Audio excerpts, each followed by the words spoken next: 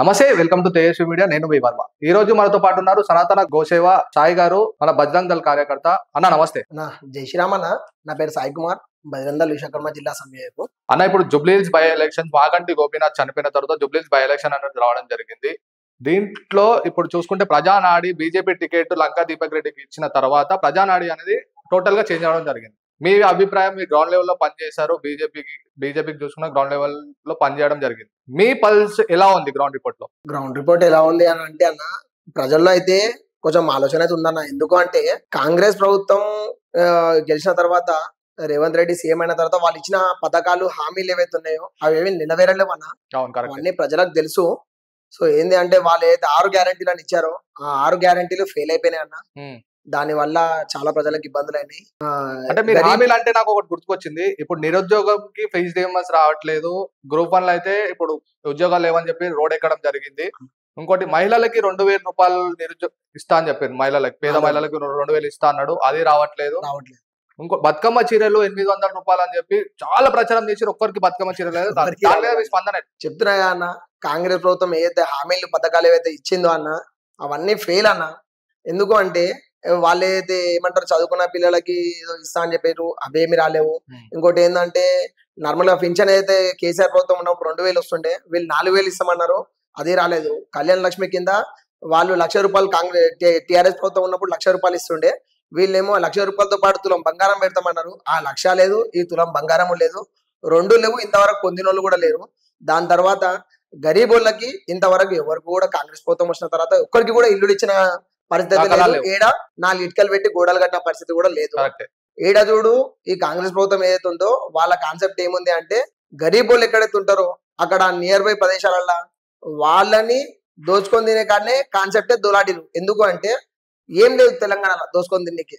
Already TRS ప్రభుత్వం ఉన్నప్పుడు మొత్తం ఎక్కడెక్కడ సాఫ్ సఫాయి చేసారు కాబట్టి, వాళ్ళకి గవర్నమెంట్ వచ్చిన తర్వాత వాళ్ళకి ఎన్నో కోట్లు ఖర్చు పెట్టి ఎలక్షన్లలో పోటీ చేసి వాళ్ళు గెలుచుకున్న తర్వాత వాళ్ళకి ఎంతైతే కోట్లు ఖర్చు పెట్టారో వాళ్ళకి రాబడి రాలేకపోతుంది. ఎందుకంటే తెలంగాణలో ఏమీ లేదు, మొత్తం ఆల్రెడీ అంతా దోచుకొని తినేసిరు అనమాట. ఎక్కడ ఏమి దొరకక, వాళ్ళకి ఏం అర్థం కాక ఇక గరీబుల మీద ఇబ్బంది చేసేసి ఈ స్థాయిలో ఉందన్న పరిస్థితి. అంటే మేము మీడియాకు వచ్చిన సమాచారం అయితే సర్వే రిపోర్ట్లలో నవీన్ యాదవ్, మాగంటి సునీత తప్ప లంకా దీపక్ రెడ్డి బీజేపీ అభ్యర్థి అయితే లేదు. క్లియర్ గా నవీన్ యాదవ్ గెలవబోతున్నా అన్నది సర్వే రిపోర్ట్లు అయితే బయట చక్కర్లు కొడుతుంది. దాని మీద ఎట్లా చెప్తారు మీరు? అన్న, నేను జుబ్లీస్ కాన్స్టిట్యున్సీలో ఉన్న హిందువులందరికీ ఒకటే చెప్తానా, సో కాంగ్రెస్ కి ముమ్మాటికి ఓటేయొద్దని చెప్తానా. ఎందుకని?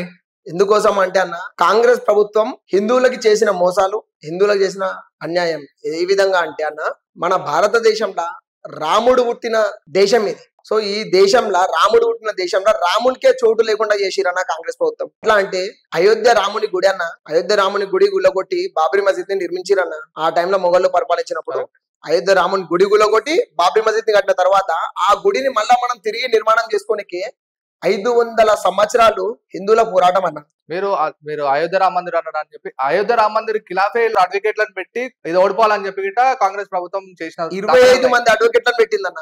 25 మంది అడ్వకేట్లను పెట్టి అయోధ్య రాముని గుడి కేసుల గుడి కట్టొద్దు అని చెప్పేసి సుప్రీంకోర్టులో 25 మంది అడ్వకేట్లను పెట్టి కాంగ్రెస్ ప్రభుత్వం వ్యతిరేకంగా అయోధ్య రాముని గుడి కోసం పెట్టిందన్న.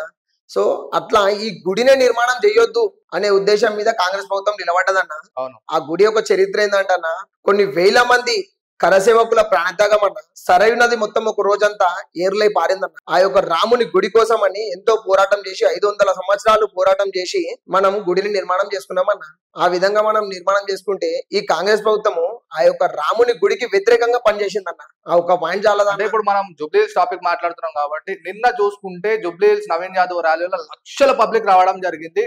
దాంట్లో చూసుకుంటే మెయిన్ గా ఈ అఖిల్ పైల్వాన్ అనుకోవచ్చు, మన గొల్ల కిట్టు అనుకోవచ్చు, మన నారాయణ కూడా లడ్డు యాదవ్ అనుకోవచ్చు, వీళ్ళు కనిపించడం జరిగింది.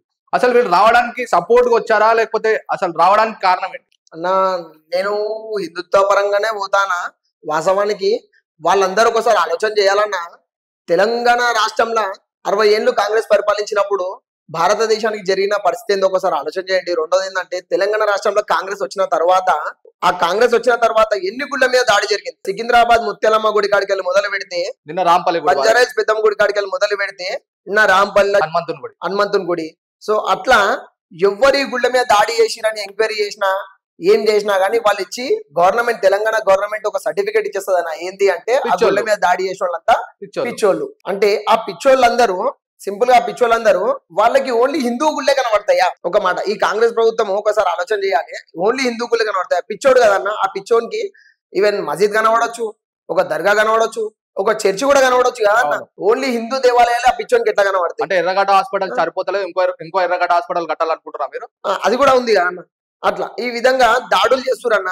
దాడులు చేసిన తర్వాత వాళ్ళ మీద చర్య తీసుకోవాలని చెప్పేసి హిందూ సంఘాలు ఈవెన్ పోరాటం చేస్తే వాడు ఒక పిచ్చోడు అని చెప్పి సర్టిఫికేట్ ఇచ్చేసి హిందువులని పిచ్చోళ్ళని చేస్తురన్న. అంటే ఇప్పుడు సాయన నేను ఒక మాట్లాడుతా, ఇప్పుడు ముత్యాలమ్మ గుడిలా ఒక పిచ్చోడు చేసిండు అన్నారు, కానీ మళ్ళీ కేసు ఇప్పటి వరకు ఆ దుర్వార్త నడుస్తుంది అన్నారు, కానీ ఇప్పటి వరకు ఏ ప్రెస్ లో రాలేదు, ఏ మీడియాలో రాలేదు. చెప్తున్నా అన్న, అదే కాంగ్రెస్ ప్రభుత్వం అన్న. అదే కాంగ్రెస్ ప్రభుత్వం. వాళ్ళు ఏది చేసినా వాళ్ళే రాజ్యం కాబట్టి ఎన్ని దేవాలయాల మీద దాడులు చేసినా గానీ ఇంతవరకు స్పందించలేరు. సో అందుకనే నేను ఈ నవీన్ యాదవ్ అన్నాళ్ళెంబడి, నవీన్ యాదవ్ అయితే నిన్న నామినేషన్ ర్యాలీకి ఎంతమంది అయితే వచ్చిరో వాళ్ళందరూ హిందువులే అన్న. వాళ్ళందరూ హిందువులే. నేను వాళ్ళకి ప్రశ్నిస్తున్నా ఏంటి అంటే వాళ్ళందరూ ఒకసారి ఆలోచన చేయండి. కాంగ్రెస్ ప్రభుత్వం వస్తే హిందూ దేవాలయాల మీద, హిందూ ధర్మం మీద ముమ్మాటికి దాడులు జరుగుతాయి. ఇది వాస్తవం.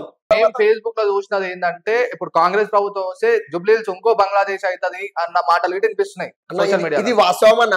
ఎందుకు అంటే అన్న, నేను శ్రీరామ్నగర్ ఉంటా అన్న, బోరబంట నియర్ బై శ్రీరామ్నగర్ ఉంటా అన్న. అంటే జుబ్లీహిల్స్ కాన్స్టిట్యూన్సీ వస్తుంది. జుబ్లీహిల్స్ కాన్స్టిట్యున్సీ రేవంత్ డివిజన్ కిందకి వస్తుంది అన్న. మీనాక్షిపురం అంటాం మేము. అవును. రేవంత్ డివిజన్ కిందకి వస్తుంది. సో మేము 2014లో మేము గణేశం చందా వసూలు చేస్తుండే అన్న. ఓకే. సో గణేశం చందా వసూలు చేస్తుండే ఆ శ్రీరామ్నగర్ లో 400 హిందువుల ఇల్లులు ఉండే అన్న.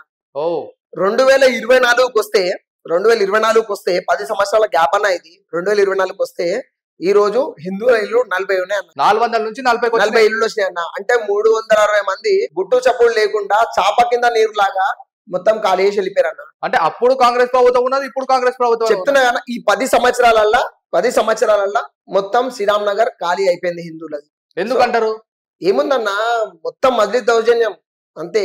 అక్కడ ఏదైతే ముస్లిం ఎక్కువైతే మెజారిటీ ఉంటారో అక్కడ హిందువులు బతకలేరు అనమాట. అంటే ఈడ ఒక టాపిక్ సాయి భాయ్, ఇప్పుడు మన హిందువులు ఇల్లు అమ్మినప్పుడు హిందువులకు అమ్మకుండా ముస్లింకి అమ్మడం జరుగుతుంది. ఎందుకంటే వాళ్ళు ఎక్కువ పైసలు ఇస్తున్నారు. మన హిందువులకి ఇట కొంచెం ఇప్పుడన్నా మేల్కోవాలి, ముస్లింలకు అమ్మకుండా మన తెలుగులకు తక్కువకు వచ్చిన అమ్మడం అని చెప్పి ఒక జ్ఞానం అనేది రావాలి. అయితే అన్న మా దగ్గర ఏరియాలో ఎట్లుంటదంటే అన్న, ఫస్ట్ పాయింట్ ఇంకొక హిందువుకి అమ్మడం ఎక్కువ రేటు తక్కువ రేటు అనేది పాయింట్ పక్కకు పెడతాను. మా దగ్గర ఎట్లుంటదంటే, నువ్వు ఇల్లు అమ్ముతున్నా అనుకో అన్న, ఎవరైనా మన హిందువులు వచ్చిరనుకో ఇల్లు కొన్నికి, ఆయనకి ఏం మోటివేట్ చేస్తారు తెలుసా?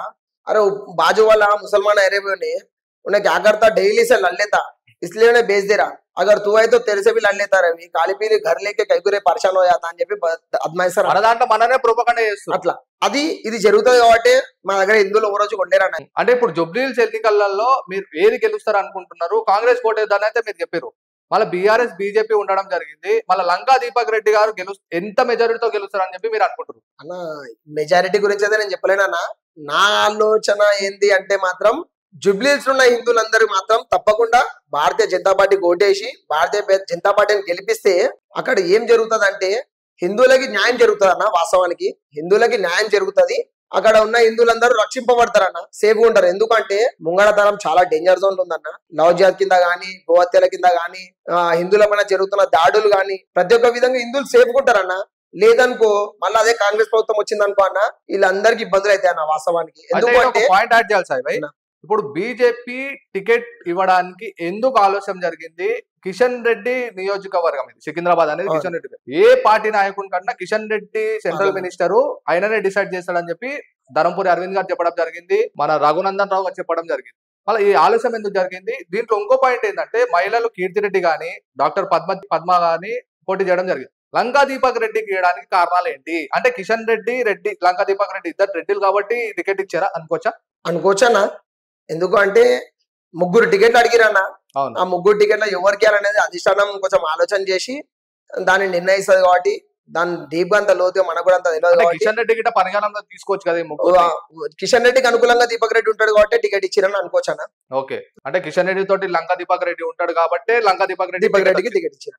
ఇది ప్రజలారా, ఇప్పటికైనా కాంగ్రెస్ చేసిన ఘోరాలు, కాంగ్రెస్ చేసిన హామీలు అనేది నెరవేరకపోవడంతో తెలంగాణ ప్రజలలో వ్యతిరేకత అనేది చాలా ఘోరంగా రావడం జరుగుతుంది. ఇప్పుడైనా మేల్కొని బీజేపీ కోటేసి బీజేపీకి గెలిపించాలని చెప్పి సాయిబాబా చెప్తున్న మాటల్లో విన్నాము.